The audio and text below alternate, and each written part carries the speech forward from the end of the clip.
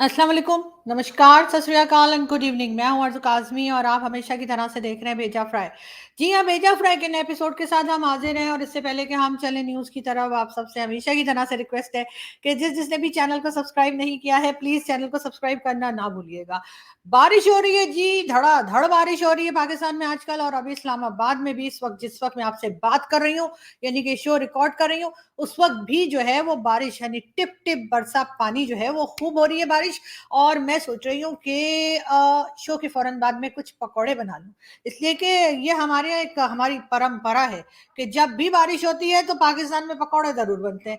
और बारिश का मतलब 2 छींटे भी अगर पड़ जाए ना, ऊपर से 2 ड्रॉप भी अगर गिर जाए पानी के, तो आसमान से कह रही हूँ, छत पे से नहीं कह रही हूँ। तो जी, बिल्कुल। तो उसके साथ ही पाकिस्तान में लोग पकौड़े बनाना शुरू कर देते हैं। वैसे मेरे एक बहुत प्यारे इंडियन दोस्त जो हैं, उन्होंने भी मुझे यही बताया था कि पता नहीं हिंदुस्तान में भी ये रिवाज है कि जैसे ही बारिश होती है न जाने पकौड़े क्यों बनाने शुरू कर देते हैं। खैर, इसलिए कि बारिश के साथ पकौड़ों का मजा ही कुछ और होता है और उसके साथ धनिया पुदीने की चटनी, वाह क्या बात है। और मैंने तो आप लोगों को रमजान में शायद बताया ही था धनिया पुदीना की चटनी कैसे बनाई जाती है। और अगर नहीं आप लोगों को याद रहा तो मुझे बताइएगा कमेंट्स में, तो मैं दोबारा बता दूंगी। ऐसी क्या बात है, ऐसा थोड़ी कि मुझे कुछ पकाना ही नहीं आता। मैं अच्छा खासा पका देती हूँ लोगों को। जब मैं लोगों से बात करती हूँ तो कहते हो इसने तो हमें पका दिया। इससे मुझे अंदाजा हुआ कि मेरी कुकिंग बहुत अच्छी है। लेकिन कोई बात नहीं, हम चलते हैं न्यूज की तरफ सबसे पहले। और जैसे कि आप लोग सब जानते ही हैं कि यूट्यूब का एक जमाना है, सब लोग यूट्यूब पर आते हैं और यूट्यूब पर आके न्यूज भी मिलती है, म्यूजिक भी होता है, कुकिंग के शोज भी होते हैं, स्पोर्ट्स भी होता है, एक दूसरे की लेग पुलिंग भी की जाती है, एक दूसरे को परेशान भी किया जाता है। और ये अच्छी बात है, इसलिए कि ऐसा सब होना चाहिए, हर टॉपिक पे बात होनी चाहिए, एक दूसरे की लेग पुलिंग भी होनी चाहिए। उससे होता ही है कि जिसकी लेग पुलिंग हो रही होती है ना, उसको लगता है कि अब मुझे जरा और मेहनत करनी चाहिए, मुझे और अच्छा शो करना चाहिए। और जो लेग पुलिंग कर रहा होता है वो बेचारा तो वैसे ही मेहनत कर रहा होता है। आपको तो पता है ना, सारा सारा दिन बैठकर देखना पड़ता है बाकी लोगों ने क्या किया, जो मैं उनको कुछ बोल सकूं। इसलिए कि ना उन्हें न्यूज चेक करनी होती है ना कुछ करना होता है, सारा दिन बैठ के बस जो साथी यूट्यूबर्स होते हैं उनको देखते रहते हैं और उसके बाद उन्हीं उन्हीं के ऊपर वीडियो बनाते रहते हैं। लेकिन उनकी मेहनत ज्यादा होती है। चलो इसी बहाने एक एक व्यू तो मिल ही जाता है उन लोगों को जिनकी लेग पुलिंग की जा रही होती है, उनको खुश होना चाहिए। बजाय वो नाराज होते हैं कि जी हमें ऐसा बोल दिया वीडियो में, हमें वैसा बोल दिया वीडियो में। जी बहुत अच्छा किया कि उन्होंने आपको वीडियो में बोला, इसका मतलब ये है कि वो आपकी वीडियो देख रहे हैं और आपके पास तो टाइम ही नहीं है कि आप उनकी वीडियो देखें। तो इसलिए बिल्कुल जस्ट चिल। तो खैर, हम आगे बढ़ते हैं और हम चलते हैं न्यूज की तरफ। तो जी हाँ, यूट्यूब से ही रिलेटेड एक खबर है मेरे पास, इसी वजह से मैं इतनी देर से आप लोगों को भाषण दे रही थी। और वो ये कि जी जो ट्विटर और एक्स के जो ओनर हैं, जी हाँ, उनका कहना ये है कि एक्स का यूट्यूब की टक्कर की ऐप जो है वो इंट्रोड्यूस कराए जाने का इम्कान है। जी हाँ, अब ये हो रहा है कि जी अच्छी बात है, और कंपटीशन बढ़ेगा और काम अच्छा होगा लोगों का और रोजगार मिलेगा। और लोग जो खाली बैठे रहते हैं, हाँ मखाई बैठे रहते हैं, वैसे खामखाई तो मेरा नाम है, लेकिन कोई बात नहीं, कुछ और लोग भी खामखाई बैठे रहते हैं, उनको भी काम करने का मौका मिलेगा। और जी अब कहा यह जा रहा है कि यानी कि ट्विटर या एक्स के जो ओनर हैं वो अब जी यूट्यूब की टक्कर की एक ऐप लाने वाले हैं, यानी कि उस पर भी यकीनन फिर इसी तरीके से काम होगा जैसे यूट्यूब पे होता है। तो सबको इंतजार है और इस तरह की बहुत सारी ऐप्स जो है वो यकीनन इंट्रोड्यूस कराई जानी चाहिए, ताकि लोगों में कंपटीशन भी हो, काम करने का जज्बा भी हो और इसी तरीके से आगे भी बढ़ सके। खास तौर पे हिंदुस्तान पाकिस्तान के लोग, तो मुझे यकीन है कि सबको इंतजार होगा इस नई ऐप का कि ये जैसे ही आती है हम उस पर काम कैसे कर सकते हैं। ये और बातें कि हो सकता है कि जब ये ऐप इंट्रोड्यूस कराई जाए तो शुरू में उसमें पाकिस्तान लिस्ट में ही ना हो। पाकिस्तान बहुत सी चीजों में लिस्ट में नहीं है और एक अजीब सी बात है, लेकिन खैर बहुत सी ऐसी इंटरनेशनल ऐप्स हैं या इंटरनेशनल वेबसाइट्स हैं जिसमें अगर आप पाकिस्तान को ढूंढने जाएं तो मिलता ही नहीं है, हम ढूंढते ही रह जाते हैं कहाँ है कहाँ है कहाँ है। और यकीनन उसमें हो सकता है कि पाकिस्तान की जो इकोनॉमी की हालत है, पाकिस्तान की जो फॉरेन पॉलिसी है, पाकिस्तान की अपनी जो हालत है, यकीनन उसका बहुत हाथ होगा। और उसमें हम ये भी कहेंगे कि जिस वक्त हमारी गवर्नमेंट है, यानी कि गवर्नमेंट तो भाई लोग की है, लेकिन वो सामने आपको पता है ना कि वो कभी नवाज शरीफ तो कभी शहबाज शरीफ तो कभी इमरान खान तो कभी जरदारी, किसी ना किसी को सामने रखते हैं, लेकिन असल में गवर्नमेंट तो भाई लोग की चल रही है और चला ही करती है उनकी, उनके अलावा तो कोई गवर्नमेंट चलाता ही नहीं। इसलिए कि वो जाहिर है कि हर वो काम करते हैं जो उन्हें नहीं करना चाहिए और हर वो काम नहीं करते जो उन्हें करना चाहिए, यानी कि सिक्योरिटी का काम। इसी वजह से टीटीपी की भी आपने देखा कि एक दो दिन पहले टीटीपी वालों ने फिर एक वीडियो जो है वो रिलीज की है। वैसे उनसे मैं कहूंगी कि प्लीज, हमें पछतो नहीं आती, हमारे बहुत सी ऑडियंस को भी पछतो नहीं आती, तो आप लोग जो धमकी दे रहे होते हैं ना, वो हमें उर्दू में या हिंदी में या इंग्लिश में दिया करें, वरना हमें ऐसा लगेगा कि आप कोई जोक मार रहे हैं। तो हम समझते हैं, तो ऐसे आपस में बातें कर रहे हैं कि आज कौन सा मुर्गा पकाना है और आज कौन से पकौड़े तैयार करने। तो हमें ऐसा लगा ही नहीं कि उन्होंने धमकी दी। वो तो भला हो उन लोगों का जिन्होंने ट्रांसलेशन लगा दी लिखकर, उससे हमें पता लगा कि टीटीपी वाले तो हमें धमकियां दे रहे थे। वो तो ये कह रहे थे हम इस्लामाबाद पे आ जाएंगे और कब्जा कर लेंगे। तो मुझे समझ नहीं आती है सबके सब इस्लामाबाद क्यों आते हैं। ये मतलब केपीके के चीफ मिनिस्टर जो है वो वही वही बोतल वाले, जी हाँ जी हाँ, आपको याद होगा ना, शहद की बोतल लेके जा रहे थे, जी हाँ, गंडापुर साहब। उन्होंने भी कहा कि मैं अपनी गवर्नमेंट गिरा के इस्लामाबाद आ जाऊंगा। तो ये टीटीपी वाले भी कहते हैं इस्लामाबाद आ जाएंगे, और मैं इस्लामाबाद में रहती हूँ। और मुझे लगता है कि इन्हें किसी और सिटी का रुख करना चाहिए। लाहौर चले जाए, कराची चले जाए, कोयटा चले जाए। इतना बड़ा है पाकिस्तान, कोई ऐसा छोटा छोटा मोटा मुल्क नहीं है, बहुत जगह है यहाँ जाने के लिए। न जाने सबके सब इस्लामाबाद क्यों आते हैं। और उसके बाद कहते नहीं हमने मारगला की पहाड़ी के पास जाना है। यार मारगला की पहाड़ी तो मेरे घर के पास है, तो 10-15 मिनट में ड्राइव से पहुंच सकते हैं। तो आप लोग जो है थोड़ा सा सोचिए कि आखिर इस्लामाबाद ही क्यों आना है आपने। आप किसी और सिटी में भी जा सकते हैं, आप बांग्लादेश भी जा सकते हैं, आप भारत भी जा सकते हैं। भारत तो इतना बड़ा है, आपने देखा कितने दिन तो इनके इलेक्शन ही चलते रहते हैं, खत्म ही नहीं होते। हमारे यहाँ तो जी 2 दिन में इलेक्शन होते हैं और तीसरे दिन रिजल्ट आ जाता है, जिसको कोई नहीं मानता। सब कहते हैं, जो जीते होते हैं वो भी नहीं मानते, जो हार गए होते हैं वो तो बिल्कुल ही नहीं मानते, और पब्लिक जो है वो बैठी देखती रहती है। तो हमारा तो इतना सा मुल्क है। भारत को आप देखिए, भारत के इलेक्शन स्टार्ट हुए हैं अप्रैल में, 19 अप्रैल को मेरे ख्याल से शुरू हुए, और अब 4 जून को जाकर रिजल्ट आएगा। तो ये बात मैं तालिबान को बता रही हूँ। अच्छा, ये बाकी लोग अपने ऊपर डालें, ये मैं टीटीपी को बता रही हूँ। तो आप सोचिए कितना बड़ा होगा भारत, कि जिसके इलेक्शन इतने दिन तक चले और उसके बाद भी इलेक्शन होते रहते हैं। मतलब इलेक्शन हो जाएंगे ना, उसके बाद प्राइम मिनिस्टर भी बन जाएंगे, कैबिनेट भी तैयार हो जाएगी, कुछ दिन के बाद फिर आप सुनेंगे इलेक्शन हो रहे हैं, उसके कुछ दिन के बाद फिर इलेक्शन हो रहे हैं।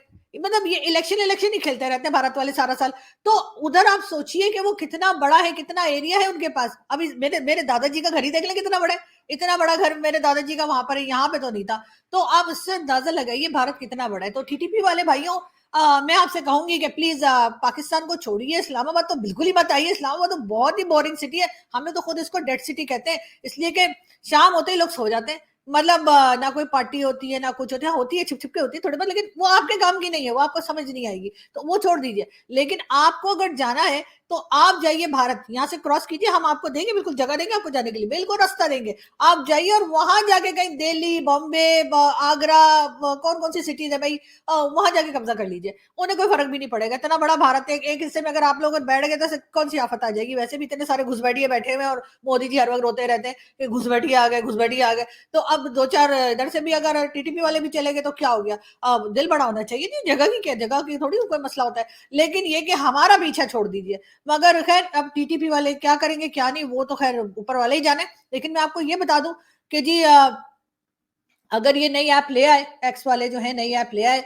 यूट्यूब के मुकाबले में, तो बहुत अच्छी बात है। और उससे होगा ये कि और लोग मतलब अच्छा है काम करेंगे, और ज्यादा कंपटीशन बढ़ेगा, और ज्यादा मेहनत करेंगे, जो कि होनी भी चाहिए। साथ साथ बात करेंगे शहबाज शरीफ साहब की। जी हाँ, शहबाज शरीफ साहब जो है वो आज इकोनॉमी के ऊपर भाषण देने वाले हैं, और वो आपको मालूम ही है कि वो इकोनॉमिक फोरम में जो है शिरकत के लिए पहुंचे हैं रियाद, और आज वो भाषण देंगे। यानी मतलब एक मजाक की बात लगती है, लेकिन बहरहाल है, सीरियस बात है, मजाक नहीं हो रहा।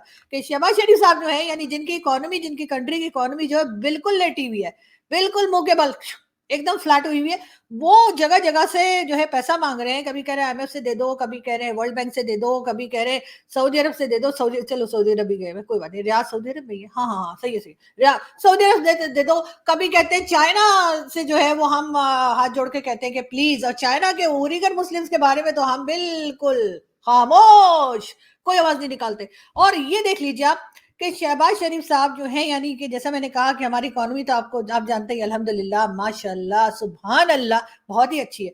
तो आप जानते हैं कि उसके प्राइम मिनिस्टर जो जगह जगह जगह जगह जाके कहते हैं कि भाई कुछ पैसा दे दो, कोई अरे पैसा दे दो से मुझे याद आया, इतनी बारिश हो रही है, आपको पता है एक बार फिर गंदम की फसल जो है वो खराब हो गई है। बड़े अफसोस की बात है, इसमें कोई हंसने की बात नहीं है, लेकिन मैं ये कह रही हूँ कि हमें लगता है कि एक बार फिर हम आटे की लाइन में जाने वाले हैं। एक बार फिर आटे की लाइन लगेगी और पाकिस्तानी उसमें खड़े हुए दिखाई देंगे, और फिर भारत वाले शुरू हो जाएंगे, ये देखो आटे की लाइन में खड़े। अरे जब फसल खराब हो जाएगी गंदम की और आटा नहीं होगा, तो आटे की लाइन में ही लोग लगेंगे ना। और कहाँ जाके लगेंगे, सीमेंट खरीदेंगे क्या। मतलब आप लोग जो है ना हर चीज के लिए हमारे पीछे पड़ जाएगा। खैर मैं फजूल की बातें करने की मुझे आदत है नहीं, आप जानते हैं, तो इसलिए मैं चलती हूँ दोबारा शहबाज शरीफ साहब की तरफ, और मैं ये बता रही थी कि शहबाज शरीफ साहब जो हैं आज वो इकोनॉमी के ऊपर भाषण देंगे, और शहबाज शरीफ साहब जो भी भाषण देंगे मेरा ख्याल है वो जितने भी लीडर हैं उन्हें गौर से सुनना चाहिए, ताकि वो काम वो ना करें जो शहबाज शरीफ साहब करने को कह रहे हैं, उसी से बचत होगी। क्योंकि शहबाज शरीफ साहब अगर ऐसा भाषण कोई दे रहे होते जिससे किसी का कोई भला होना था, तो अपना भला ना हो जाता, हमारी कंट्री आगे ना बढ़ जाती, हमने भारत को टक्कर दे देनी थी इकोनॉमी में। ये जो मोदी जी कहते रहते हैं ना, 4th नंबर पे जा रहे हैं हम, 5th नंबर पे हैं, वहां से 4 पे चले जाएंगे, वहां से 3 पे चले जाएंगे, हमने एकदम 5th नंबर से 1 पे चले जाना था। अगर शहबाज शरीफ साहब को वाकई में इकोनॉमी का कुछ पता होता, या वाकई में वो ये सोचते कि उनका वहां पे भाषण देने से किसी का कोई भला होगा, तो इसलिए मेरा ख्याल है जैसे ही शहबाज शरीफ साहब का भाषण शुरू होगा और वो इकोनॉमी के ऊपर पॉइंट्स बताना शुरू करेंगे कि ये करना चाहिए, वो करना चाहिए, उस वक्त लोग जो है वो कान में अपने कोई या तो रुई डाल लें या फिर कुछ और अपना हेडफोन वगैरह लगा के कोई गाने शाने सुने, जब वो बात कर ले उसके बाद दोबारा से बाकी लोगों की बात सुन ले। लेकिन हाँ, शहबाज शरीफ साहब की बात सुननी भी जरूरी है। उसकी एक रीजन तो ये कि वो हमारे प्राइम मिनिस्टर हैं, और प्राइम मिनिस्टर चाहे लाया गया हो, चाहे बिठाया गया हो, चाहे गिराया गया हो, चाहे उठाया गया हो, प्राइम मिनिस्टर होता है पाकिस्तान का। तो उनको सुनिए और उसके बाद ये फैसला कीजिए कि शहबाज शरीफ साहब ने जो जो पॉइंट्स बताए हैं जिससे इकोनॉमी आगे जा सकती है, जिससे इकोनॉमी बेहतर हो सकती है, वो सारे पॉइंट्स आप लोगों ने नहीं फॉलो करने, तभी आपका भला होगा। वरना आप भी हमारी तरह कटोरा, कभी छोटा कभी बड़ा कटोरा लेके पूरी दुनिया में घूमते रहेंगे और उसके बाद कहेंगे कि जी अब क्या करें, अब कौन सी कंट्री बची है, अब कौन सा रह गया लोग जिससे हम ले सकते हैं कुछ, मतलब आटा चावल दाल वगैरह वगैरह वगैरह। खैर एनीवे, हम चलते हैं जी अगली न्यूज की तरफ, और मैं आपको ये भी बताती चलूं कि जी फैसल करीम कुंडी साहब का कहना है, बता दें पीटीआई की ऑफिशियल फ्रेंचाइज कौन सी है। जी हाँ, अब पीटीआई के कई ग्रुप बन चुके हैं, रोज एक नया भाषण आ जाता है, कभी कहते हैं इस्लामाबाद पे कब्जा करेंगे, कभी कहते हैं नहीं करेंगे, कभी कहते हैं कि जी जो चीफ मिनिस्टर ऑफ केपी के हैं वो कोई और स्टेटमेंट देते हैं, बाकी पार्टी कहती है हमारा उनके स्टेटमेंट से कोई लेना देना नहीं है। तो इसी बात की वजह से शायद फैसल करीम कुंडी, जिनका ताल्लुक पीपल्स पार्टी से है, उनका ये कहना है कि जी ये बता दीजिए कि असल में पीटीआई का ग्रुप कौन सा है, ताकि हम उसकी बात सुने और उसी की बात पे बिलीव करें कि ये वाकई में यही कार्ड करने, सॉरी यही काम करने जा रहे। ये एडिट कर देना प्लीज। तो एक तो मेरी टीम को तो आप लोग जानते ही है ना, ये लोग पहले हॉलीवुड में काम करते थे, फिर बॉलीवुड में काम करते थे, और अब ये लोग यहाँ पर आए, और अब ये लोग जो है मेरे साथ मेरे इस बड़े इंटरनेशनल चैनल पे काम करते हैं। आपको पता है मेरे चैनल का, तो बड़े बड़े जो लोग जो यूट्यूब चैनल पे काम कर रहे हैं, जिनके मिलियंस में व्यूज आते हैं और मिलियंस में सब्सक्राइबर है, वो भी इन्हीं लोगों की वजह से, इन्होंने ही उनको वहां पहुंचाया। उसके बाद जब वो पहुंच गए तो ये उठकर यहाँ आ गए और मुझे पहुंचा ही नहीं पा रहे। खैर कोई बात नहीं, बड़े बड़े देशों में ऐसी छोटी छोटी बातें होती ही रहती हैं। बात करेंगे फैसल वावड़ा साहब की। पीटीआई के लोग हुकूमत के साथ राब्ते में हैं। जी हाँ, ये कहना है फैसल वावड़ा साहब का, जो कि पीटीआई के मेंबर भी रह चुके हैं, सेनेटर भी रह चुके हैं, मिनिस्टर भी रह चुके हैं, सभी कुछ रह चुके हैं, और भाई लोग के बड़े फेवरेट हैं, पता है ना आप लोगों को, इसीलिए ये सब कुछ रह चुके हैं। अब उनका कहना है कि जी पीटीआई के लोग जो हैं वो हुकूमत के साथ राब्ते में, लेकिन पीटीआई के लोग जो हैं वो भाई लोग के साथ भी राब्ते में, ये भी सुनने में आ रहा है। और बहुत हद तक ये भी सुना जा रहा है कि इमरान खान साहब को बाहर लाने की तैयारी भी की जा रही है, कोशिश भी की जा रही है। वैसे आ भी जाना चाहिए, बहुत दिन हो गए। लेकिन हमारी एक मीडिया कुलीग है, गरीदा गरीदा फारूकी, हो सकता है आप लोग जानते हो। गरीदा का मैं एक शो देख रही थी 2-3 दिन पहले टीवी चैनल पे, तो वो कह रही थी कि जी बाहर उनके पीटीआई के लोग कहते हैं जी डट के रह रहे खान साहब जेल में। तो कहती है डट के तो रहेंगी, जाहिर है जब देसी घी के मुर्गे और देसी घी में उनको बकरे पका पका के मिलेंगे, एक्सरसाइज के लिए साइकिल दी जाएगी, साथ साथ उनकी मीटिंग्स भी होती रहेंगी लोगों के साथ, और उनकी जेल की जो जेल का जो रूम है उसको बहुत बड़ा कर दिया जाएगा, यानी कई बैरक्स जो है उनको मिलाकर एक रूम बनाया जाएगा। तो जाहिर है खान साहब डट के ही रह रहे हैं। वरना उनका कहना यह था कि अगर पीपल्स पार्टी और बाकी लोगों की तरह उनको जेल में रखा गया होता, जो पतले पतले छोटे छोटे से बैरक्स में रखा गया था रूम्स में, और जहां से हवा नहीं गुजरती थी, जहां पे धूप नहीं आती थी, जिसमें पीपल्स पार्टी के लोग रहे, जुल्फिकार अली भुट्टो रहे, बेनजीर भुट्टो रही, और कई दूसरे लीडर्स रहे, तो शायद खान साहब वहां रहना पसंद ना करते। लेकिन इस बात पे बिल्कुल गरीदा ठीक बता रही थी। लेकिन एक बात जरूर है कि इससे ये ज़रूर साबित होता है कि खान साहब की कहीं न कहीं एस्टेब्लिशमेंट के साथ जो है वो यारी चल रही है। अगर ना चल रही होती तो यकीनन इतनी फैसिलिटीज़ इमरान खान को जेल के अंदर ना मिलती। ये और बात है कि इमरान खान जेल के अंदर से भी पार्टी चला रहे हैं, इमरान खान को हर तरह की फैसिलिटी भी जेल में दी गई है, लेकिन बहरहाल जेल, जेल ही होती है, जेल घर नहीं होती। ऐसा ऐसा मैंने एक बार बच्चन साहब की मूवी में सुना था। कौन सी मूवी थी? खैर कोई बात नहीं, वो जब मुझे याद आएगा बता दूँगी, लेकिन खैर ये डायलॉग मुझे याद आया था तो मैंने सोचा कि मैं आप लोगों को बता ही दूँ। कोई बात नहीं, कल भी मेरे एक दोस्त से बात हो रही थी और वो कह रहे थे कि जी बड़े जो है ना महँगाई हो गई है, बड़ा प्रॉब्लम है, हालात बहुत खराब हैं। तो मैंने उनसे कहा कि यार ऐसा करो कि आंखें फिल्म देखो अमिताभ बच्चन जी की, और उसमें उन्होंने 3 अंधे ढूँढे थे जो बिल्कुल ब्लाइंड थे। अक्षय कुमार, सुनील शेट्टी और परेश रावल। उनके साथ बैंक में डाका डाला था, पकड़े भी नहीं गए। तो मैंने कहा वो पिक्चर देखो, कुछ 4-5 बार मैं भी देख चुकी हूँ, मैं भी सीख रही हूँ इससे। से मुझे इस वक़्त सिर्फ़ 3 अंधे, 3 ब्लाइंड लोगों की तलाश है। जैसे ही वो मुझे मिल गए पाकिस्तान में, वैसे तो अक्ल के अंधे तो बहुत मिलते हैं, लेकिन आँखों के अंधे अगर मुझे जिस दिन 3 मिल गए, उनको मैंने ट्रेनिंग देकर और यही पिक्चर के ऊपर चल के कोई ना कोई बैंक लूट लेना है और मेरा मसला हल हो जाएगा। तो तुम भी ऐसे ही करो। तो मेरे दोस्त कहने लगे भैया आपसे तो हमें यही उम्मीद थी कि आप किसी पिक्चर का सीन ही हमें बताएँगी प्रॉब्लम सॉल्व करने के लिए। लेकिन ख़ैर पाकिस्तान में हालात आजकल कुछ ऐसे ही हैं कि मुझे लग रहा है कि लोग जो हैं वो बैग स्नैचिंग वग़ैरह तो चल ही रही है, बड़ी जल्दी जो है वो डाके-वाके भी पड़ने शुरू हो जाएँगे। ख़ैर उससे ऊपर वाला बचाए, और हमारे जो हुक्मरान हैं और हमारे जो पॉलिसी मेकर्स हैं और हमारे जो आर्मी के, फ़ौज के और एजेंसी के लोग हैं, उन्हें थोड़ी-सी अक्ल दें कि वो पाकिस्तान और पाकिस्तानियों के बारे में भी सोचें, पूरे टाइम अपने ही बारे में सोचते रहते हैं। ये कॉर्नर का प्लॉट कब मैंने लेना है और उधर से मैंने कब जाना है और इधर से मैंने कौन-सा पैसा खा के भाग जाना है, यही सोचते रहते हैं, तो फिर ज़ाहिर है उसके बाद पाकिस्तान का जो हाल है वो सभी के सामने है। खैर हम बढ़ते हैं आगे, और जैसे कि आप लोग जानते हैं कि इस वक़्त गंदम की काफ़ी फसलें जो हैं वो ख़राब हो चुकी हैं बारिशों की वजह से, और अब इस वक़्त पाकिस्तान में भी जो किसान हैं वो एक प्रोटेस्ट कर रहे हैं और गंदम की कीमतों को सेट कराने के लिए पंजाब असेंबली के बाहर धरने का ऐलान किया है। जी हाँ, जो पंजाब असेंबली है उसके बाहर किसानों ने, पंजाब के किसानों ने जो है वो ये कहा है कि जी वो बाहर प्रोटेस्ट करेंगे, और वहाँ पर पंजाब असेंबली के बाहर सब लोग जमा होकर प्रोटेस्ट करने की तैयारी में हैं। अब देखते हैं ये प्रोटेस्ट कब शुरू होता है, और दूसरा ये कि ज़ाहिर है कि गवर्नमेंट के ऊपर एक बहुत बड़ी ज़िम्मेदारी आ गई है, वो उससे किस तरह से निकलती है।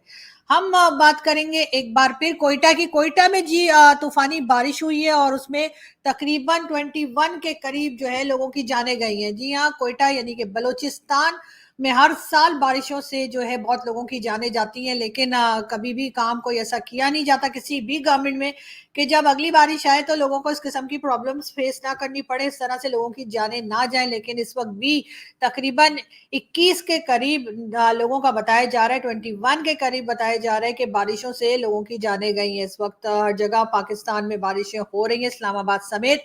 कहा यही जा रहा है कि 2 से 3 दिन ये बारिशें मुसलसल चलेंगी। हो सकता है रुक-रुक कर हो सकता है कि मुसलसल हो, कभी तेज़ और कभी हल्की, लेकिन बारिशें बहरहाल चल रही हैं और इसमें लोगों को ख़ास ख़्याल रखना चाहिए। बाहर निकलते वक़्त आप लोग एक तो बिला वजह बाहर ना निकलें। अगर कोई बहुत ज़रूरी काम है तभी निकलें, उसमें भी ख़्याल रखें कि बिजली की तारें जो हैं वो बहुत पाकिस्तान में यहाँ-वहाँ पड़ी रहती हैं, ख़ास तौर पे कराची में और रावलपिंडी, कराची और लाहौर में, तो वहाँ पे लोग निकलते हुए एहतियात करें। लास्ट ईयर भी हमने देखा था कि बिजली की तारों की वजह से कई लोगों की जानें गई थी, और उसकी भी क्लिप्स जो है यानी वीडियोज़ लोगों ने बनाई थी और सोशल मीडिया पर लगाई थी। उसका मकसद हरगिज़ किसी का मज़ाक उड़ाना या उस खबर को फैलाना, तो उस खबर को बुरी तरह से फैलाना नहीं होता, बल्कि कई बार लोगों में अवेयरनेस के लिए भी इस तरह की वीडियोस लोग शेयर करते हैं कि अगर आप बारिश में बाहर निकले हैं, चाहे आप पैदल हैं या बाइक पे हैं या गाड़ी में, जैसे भी हैं, अपना ख्याल रखिए। और इस तरह की तारें कहीं भी मौजूद हो सकती हैं जिससे लोगों की जानें जा सकती हैं, और ये हिंदुस्तान पाकिस्तान दोनों जगह पर हो सकते हैं ये पॉसिबिलिटी। तो अपना बहुत ज्यादा ख्याल रखिए, क्योंकि बारिशें तो सभी जगह हो रही हैं और इस तरह की बिजली की तार भी जो है वो कहीं भी पाई जा सकती है, क्योंकि बड़े-बड़े शहरों में भी पाकिस्तान के बहुत लापरवाही दिखाई जाती है, और जो वापडा वाले या बिजली के महकमे के लोग हैं वो कभी ख्याल नहीं करते, और यहाँ पे खुली तारें जो है वो रोड पे पड़ी रहती हैं। तो एहतियात कीजिए, बड़ों के लिए भी ख्याल करना चाहिए और बच्चों के लिए भी बहुत एहतियात करनी चाहिए। साथ-साथ आप ये भी याद रखें कि बाहर बहुत से छोटे-छोटे मासूम जो एनिमल्स होते हैं, चाहे वो बिल्ली हो, किसी ने डॉगी रखा हो या कोई और तरह की बकरी हो या कुछ भी हो, वो भी घूम रहे होते हैं तो उनको भी करंट लग सकता है। तो बहुत एहतियात कीजिए। साथ ही साथ अब हम चलते हैं और आपसे मुलाकात होगी नेक्स्ट वीडियो में। अपना बहुत सारा ख्याल रखिएगा, हंसते रहिए, मुस्कुराते रहिए और टेंशन मत लीजिए, चीजें सही हो जाती हैं और बातें भी कई जो हैं वो प्रॉब्लम्स भी जो हैं वो सॉल्व हो जाती हैं। तो बस अपने काम से काम रखिए, पकौड़े खाइए और हमारे चैनल को सब्सक्राइब करना ना भूलें। Thank you.